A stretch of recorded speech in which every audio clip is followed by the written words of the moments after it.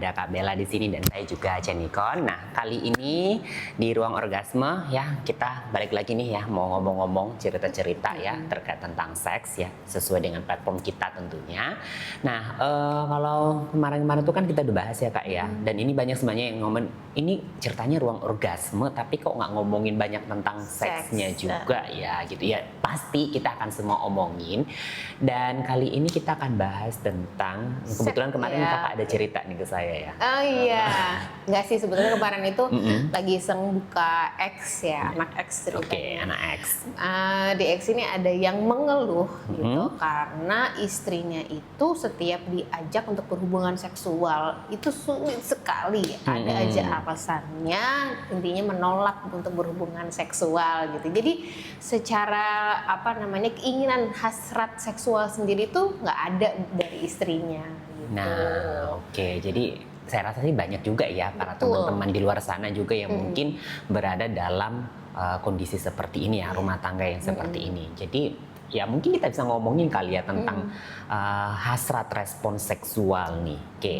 Jadi tentang respon seksual ya teman-teman. Jadi respon seksual itu pertama sekali itu diutarakan oleh seorang pakar ginekolog ya, namanya itu William Master dan juga asistennya namanya Virginia Johnson, sehingga akhirnya siklus respon seksual manusia itu sering disebut dengan teorinya Master and Johnson ya. Pasti saya dulu familiar banget. Iya, familiar juga soalnya saya juga suka nonton seriesnya dulu ya. Dulu seriesnya ada teman-teman yaitu terkait tentang Master and Johnson ini dengan judulnya Master of Sex. Jadi bagi teman-teman yang suka nonton monggo ya mungkin dicari seriesnya bisa ditonton. Itu menceritakan bagaimana William Master ini dan Virginia Johnson ini akhirnya mengemukakan teori tersebut, bagaimana mereka bisa melakukan penelitian yang jujur kalau penelitian tentang seks itu sehingga teorinya William Master ini tuh publish gini ya, establish sampai sekarang itu menurut saya itu sangat susah ya, karena gimana ya, tabu gitu pastinya ya. Mau diduplikasi juga sampai sekarang nggak bisa gitu ya. Siapa yang mau lihat orang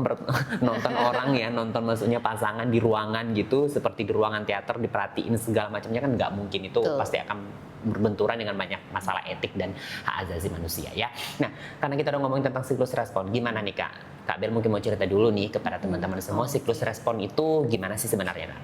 Jadi kalau ngomongin siklus respon sebetulnya per definisi, jadi siklus respon ini adalah sesuatu yang terjadi gitu, di mana terjadi perubahan baik secara fisiologis maupun secara psikis gitu selama aktivitas seksual berlangsung gitu. Dan aktivitas seksual ini bukan hanya sebatas hubungan seksual penetrasi vagina, tetapi juga aktivitas seksual hampir semuanya berlaku di sini siklus reproduksi. Oke, jadi mulai dari seseorang itu menginginkan sampai melakukan aktivitas dan sampai selesai. Nah, itu tahapannya apa saja Kak?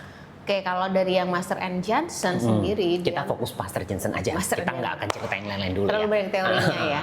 Oke, kalau Master and Johnson sendiri mengemukakan siklus respon seksual itu ada 4 ya.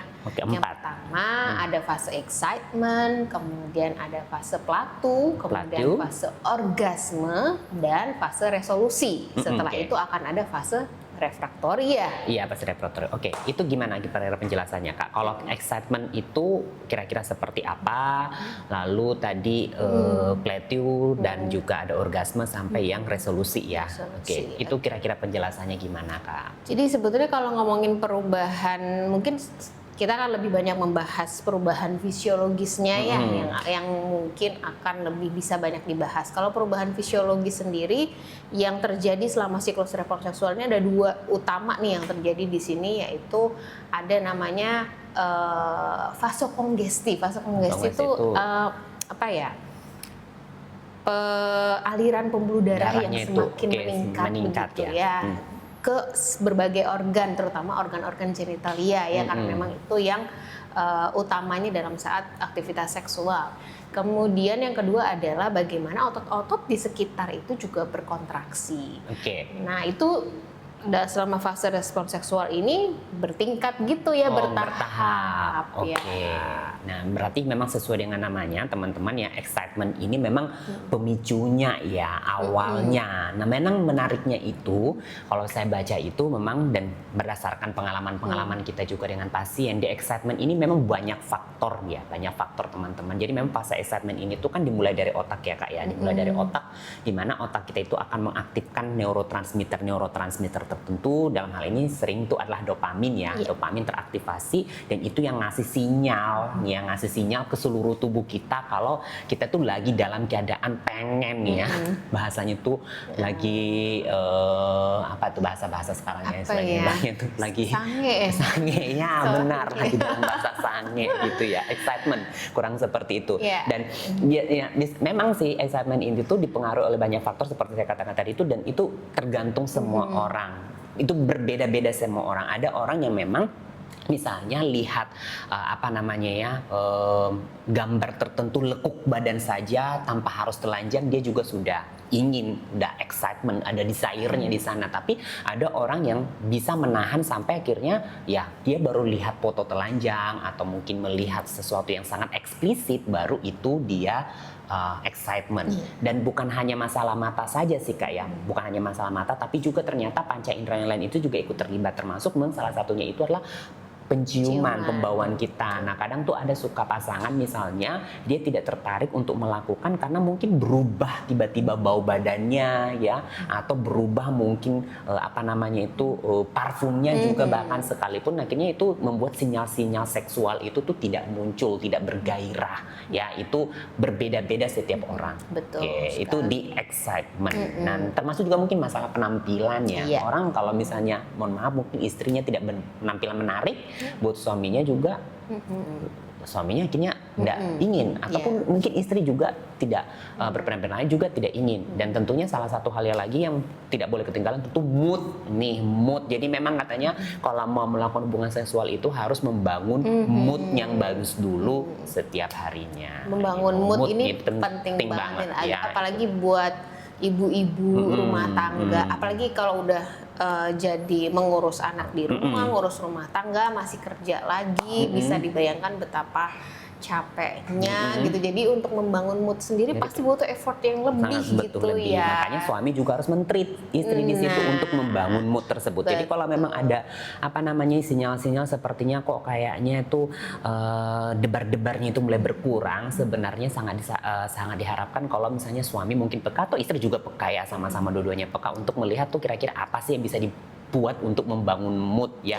Dan itu setiap pasangan pasti berbeda-beda.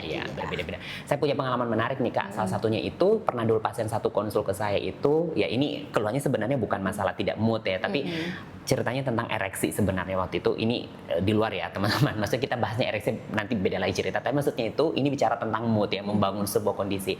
Si istri itu sangat senang berhubungan sama suami kalau suaminya itu dalam keadaan rapi. Ya, jadi rapi, pakaiannya itu rapi, harum wangi. Jadi memang mereka tuh sering berhubungannya itu pagi-pagi sebelum kerja gitu. Dan itu memang agak sedikit merepotkan, tapi ya nggak tahu, karena itu memang hal yang membuat istri sangat excitement dan suami juga rasanya nggak ada masalah ya, it's okay. Jadi itu dia di fase excitement.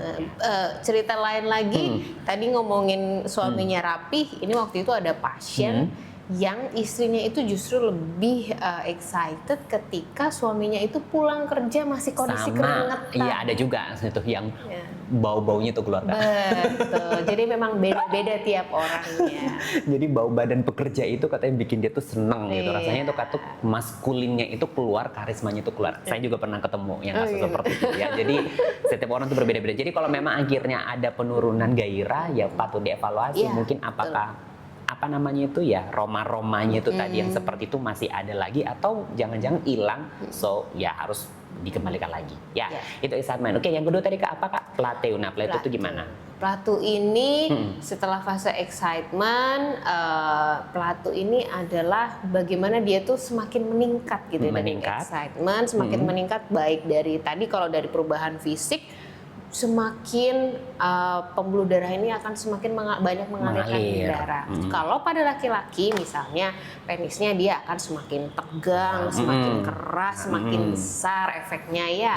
Itu ereksi lah ya kita katakan. Kalau pada perempuan pembuluh darah ini dia akan mengaliri terutama di daerah vagina, sehingga nanti akan terjadi lubrikasi juga di situ. Oke, itu yang sering dikasih kode itu udah basah gitu ya. Betul, udah semakin basah orang-orang tuh sering bahas sudah basah. Ya. Oke. Dan ini juga kadang dia satu lagi yang lupa itu aliran ke payudara juga ya. Payudara juga rasa kencang, berubah warna dan segala macamnya gitu. Itu adalah di fase plateu ya. Jadi fase plateu ini sangat penting juga di mana ini bisa membantu mempertahankan itu ya tadi ya, excitementnya tadi itu dipertahankan, lalu ya plateu yang semakin panjang ya semakin bagus ya buat aktivitas seksual karena apa ya, karena bisa membuat maksudnya itu ya lebih lama menikmati ya Kak ya, pasti ya lebih lama menikmati hubungan seksualnya. Dan pada kasus-kasus tertentu ini sangat penting juga ya, misalnya kan tadi vagina basah gitu kan, jadi lebih basah itu bisa membantu untuk mengurangi rasa sakit pada saat penetrasi dan mengurangi cedera-cedera lainnya tentunya ya. Oke, nah yang ketiga itu orgasme tentunya. Jadi tadi teman-teman excitement, lalu plateu tadi. Nah di plateu memang juga bukan hanya otot tadi Kak ya, bukan hanya pembuluh darah, tapi juga sebenarnya denyut nadi kita juga meningkat, emosinya juga mulai merasa ini ya gitu. Jadi pernafasan juga meningkat gitu ya. Aktivitas di otak juga teman-teman juga meningkat. Nah itu nanti at the end akan mencapai satu titik puncaknya. Nah itu yang kita kenal dengan orgasme. Jadi klimaksnya. Jadi klimaksnya seperti itu. Nah, klimaksnya ini memang kalau misalnya pada pria sering banget ditandai dengan yaitu ejakulasi ya, keluar nih ya air maninya. Kalau pada perempuan gimana Kak? Nah, perempuan nih yang susah-susah ya, dan kadang akhirnya jadi ya susah dideskripsikan. Gimana Kak? Kalau perempuan sendiri memang karena bukan sesuatu yang terlihat. Ya. Jadi sensasinya lebih individual ya. Jadi setiap orang itu mungkin bisa merasakan sensasi yang ya agak berbeda gitu ya dengan yang lainnya, dan cara pendeskripsian orgasme ini mungkin tiap perempuan juga akan berbeda begitu ya. Tetapi kalau dari teori sendiri Master and Johnson itu ketika orgasme itu puncaknya itu akan ada rilis gitu ya. Kayaknya sih rasa melayang terjatuh. Yang awalnya itu kan tadi kan kita ngomongin myotonia, ototnya itu tegang semua. Ketika gitu sudah sampai klimaks langsung rilis. Seperti ada tuh pernah saya baca ya, dia bilang merasa terhempas, saya katanya terhempas, tapi terhempas yang menyenangkan ya, bukan terhempas jatuh tiba-tiba rasanya ambruk, bukan, tapi terhempas yang rasanya tuh sangat menyenangkan gitu katanya. Dan memang sangat sulit untuk dideskripsikan. Cuman teman-teman, ini perlu kita harus garis bawahi bahwa sebenarnya orgasme terutama nih pada pria ya, orgasme tidak selalu sama dengan ejakulasi ya. Ini orgasme tidak selalu sama dengan ejakulasi. Jadi kalau orang ejakulasi belum tentu orgasme. Betul. Orang juga orgasme belum tentu ejakulasi. Wah, gimana tuh maksudnya ya? Karena memang orgasme itu adalah respon di otak sebenarnya teman. Rasa puas itu kan adanya di otak ya Kak ya. Tadi makanya saya bilang tuh menyebabkan mood dan juga emosi itu, jadi rasanya tuh di otak. Sedangkan ejakulasi itu adalah aktivitas daripada organ kelamin kita ya gitu. Jadi ada orang yang bisa dia merasa puas tapi tidak ejakulasi. Ya bisa jadi karena misalnya ada gangguan pada organ-organ kelaminnya, ada sumbatan misalnya, atau aliran daripada air maninya itu bahkan dia naik ke atas ya, naik ke kantung kencing, kita sebutnya retrograde ejakulasi misalnya teman-teman ya. Nah, atau ada juga kasusnya yang dia bahkan ejakulasi tapi tidak merasa orgasme. Ya, jadi dia kita kenal dengan istilah itu anorgasmik. Nah, jadi ada juga kasusnya. Jadi orgasme dan ejakulasi bukan dua hal yang sama, dua hal yang berbeda, tetapi terjadi hampir berbarengan. Kira-kira sekian detik gitu ya, itu pasti terjadi berbarengan. Oke, yang terakhir Kak, apa tadi setelah orgasme? Resolusi. Ya, resolusi itu adalah fase di mana otot-otot, aliran pembuluh darah ini mulai kembali lagi seperti semula gitu ya, mulai turun karena gitu. Udah naik tadi orgasme, turun lagi ke bawah ya. Oke, nah kalau di sini berarti ya seperti tadi itu otot-ototnya mulai rilis ya, mulai tenang kembali dan Ya di sini tekanan darah juga mulai turun lagi Ya. ya. Oke, itu ya untuk resolusi teman-teman ya. Jadi memang akhirnya setiap manusia itu setiap kali melakukan hubungan seksual melewati ya siklus Fase-fase ini ya, itu. melewati siklus ini, dan makanya nanti kita bicara ngomong tentang gangguan seksual pasti ceritanya di Antara empat empat ini. ini ya, ngomongin cerita termasuk mungkin seperti kasus yang pertama tadi kakak buka loh ya, berarti Iya. ya kira-kira masalahnya di mana ya, Sebelah kita mana? nggak bahas sekarang ya teman-teman. Masalah di mana, dan itu pun harusnya butuh wawancara ya, Wawancaranya butuh ceritanya sendiri pasti panjang. nggak pendek teman-teman. Jadi kita tuh biasanya kalau sudah urusan begini minimal 30 menit sendiri, bisa ya, lebih lama lagi. gitu. Dan bagusnya Iya. kalau ada gangguan seperti ini juga harus datang bersama dengan pasangan. Yes. Ya, karena hubungan seksual itu bukan masalah personal tapi masalah mutual ya. Jadi masalah bersama teman-teman ya. Kadang tuh masalahnya itu bukan datang dari si pria tapi dari wanita, atau sama juga si wanita datang masalah itu bukan dari dianya tapi juga dari prianya. Maka harus datang tuh secara berbarengan supaya kita bisa cari tahu bersama-sama seperti apa. Oke. Nah Kak, karena ini kan ngomongnya ketika seks memang ya oke ya, hubungan seks sekarang itu diverse ya, itu Yeah. sangat bervariasi, ada yang berhubungan sesama, ada segala macam. Tapi kalau kita ngomongin ya ini kan hubungan seksual yang sangat tradisional ya, berarti laki-laki dan perempuan. Nah, siklus respon seksual itu apakah ada yang berbeda kah khusus antara laki-laki dan perempuan? Oke, kalau mungkin lebih sering orang tuh juga yang mungkin orang-orang banyak tahu juga adalah perempuan itu bisa orgasme berkali-kali. Oke. Gitu. Apa yang menyebabkan hal itu? Karena memang dia fase setelah resolusi. Fasenya ini bisa lebih pendek daripada laki-laki. Itu yang menyebabkan dia bisa cepat lagi mau orgasme lagi, yang menyebabkan perempuan disebut bisa multiple orgasme. Tapi laki-laki ya lebih lama waktunya memang. Oke, Ya. refraktorinya itu Refraktorinya lebih lama. bisa, makanya laki-laki tuh kalau udah selesai diajak lagi yang kedua tuh pasti biasanya bawaannya nggak mau lagi, pasti pengen tidur ya.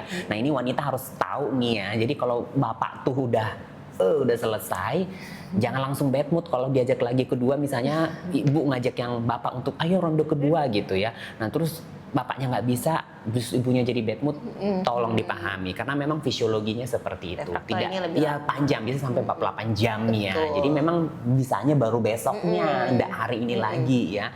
Ya memang tidak pukul rata. Kadang-kadang ada juga yang bisa berhasil lagi dibangkitkannya, tapi itu pun butuh usaha yang sangat lama sekali ya. Termasuk juga kondisi fisik sangat berpengaruh di Sangat sini berpengaruh ya. karena ini termasuk aktivitas yang memakan banyak sekali energi ya. Gitu. Kalau dibandingin olahraga gimana, Dokter Shen? Olahraga, kalau saya baca ya nih, bacanya itu sekitar kalau sekali berhubungan itu basa bakar kalori itu sekitar 50-60 ya. Jadi ya kurang mungkin jalan 1 kilometer ya. Wajar lah ya, jalan 1 kilometer itu udah ini ya. Jadi ini perlu diwanti-wanti. Nah, sama satu lagi sih ya paling harus diingat lagi teman-teman, bahwa wanita juga memang sering sekali juga kadang memalsukan ya. Ada kadang mereka sering fake orgasm katanya. Memang tadi karena perempuan itu kan aktivitas seksualnya itu orgasmenya itu kan tidak bisa dilihat seperti laki-laki, sehingga tidak bisa dideskripsikan dengan jelas. Nah, cuman karena ini memang fake orgasm ini tuh alasan-alasannya itu bermacam-macam teman-teman. Ada yang wanitanya itu memalsukan orgasmenya tuh supaya si prianya tidak merasa kecewa gitu ya, atau si kadang wanitanya juga fake orgasm supaya akhirnya lebih cepat selesai dan segala macam. Memang karena dia tidak ya, nggak pengen dalam hubungan tersebut, memang tidak lagi dalam mood sebenarnya gitu.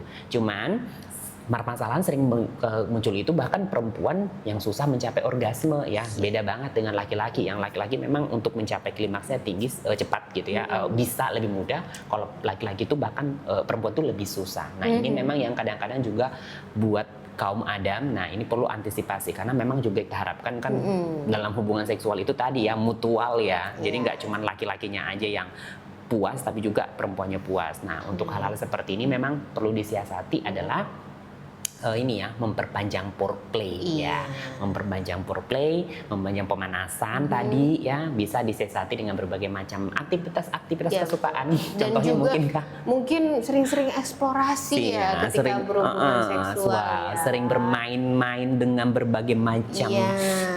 Mainan juga banyak loh. eksperimen, tapi yang tentunya bisa diterima oleh kedua belah pihak itu perlu Yang ya. penting sama-sama nyaman juga.